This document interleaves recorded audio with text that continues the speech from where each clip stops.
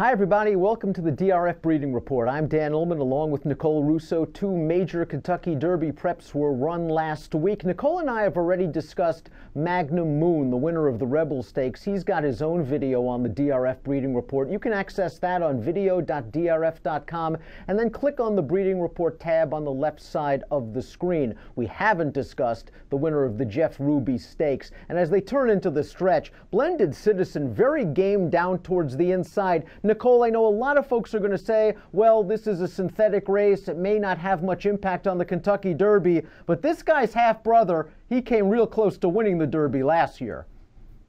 Yeah, Blended Citizen, a half-brother to Lookin' at Lee, last year's Kentucky Derby runner-up. They're both out of the multiple stakes winning router Langara Lass. Another half-sibling, Battlefield Angel, grade 1 placed routing as a juvenile.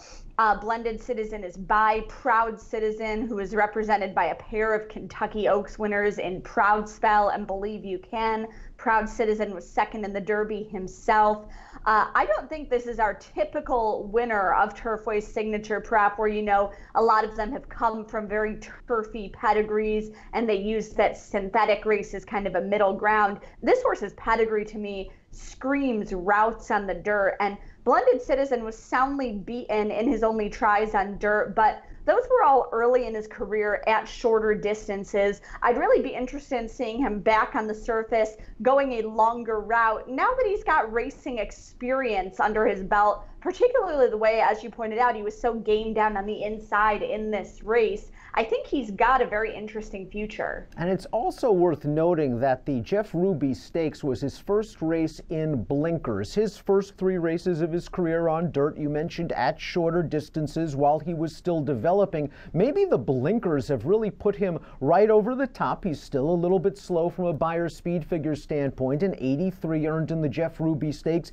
equals his career top that he earned in the El Camino Real Derby 2 starts back. But coincidentally, both of those races at a mile and an eighth. You're right about distance. This is no issue for Blended Citizen, and this is a very versatile pedigree. You mentioned that dam, that 4-time stakes winner in Western Canada. She herself a full sister to a graded stakes winner going a mile and an eighth. And while he's a little bit light on Beyer speed figures, perhaps he's the kind of horse, considering his distance pedigree, that he can at the very least liven up your trifectas, superfectas, super high fives, the way his half-brother Lookin' at Lee did last year.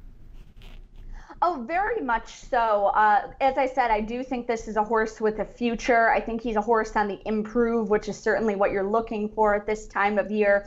I think they're going to be looking for another prep, perhaps the Bluegrass at Keeneland, to see if they could put him over the top in terms of Derby points and make the field. I certainly wouldn't rule him out on the dirt with this pedigree, particularly with the distance. I think he's going to want every bit of a route of ground. Right now, he's not at the level of the very top 3-year-olds of this crop. There's no doubt about it, but perhaps he'll get an opportunity to strut his stuff on the dirt and truly earn his way into the field on the first Saturday in May. 2 more Derby preps this weekend. We've got the Louisiana Derby at the Fairgrounds. We've got the Sunland Derby. Nicole and I will talk about those next week. We'll see you then.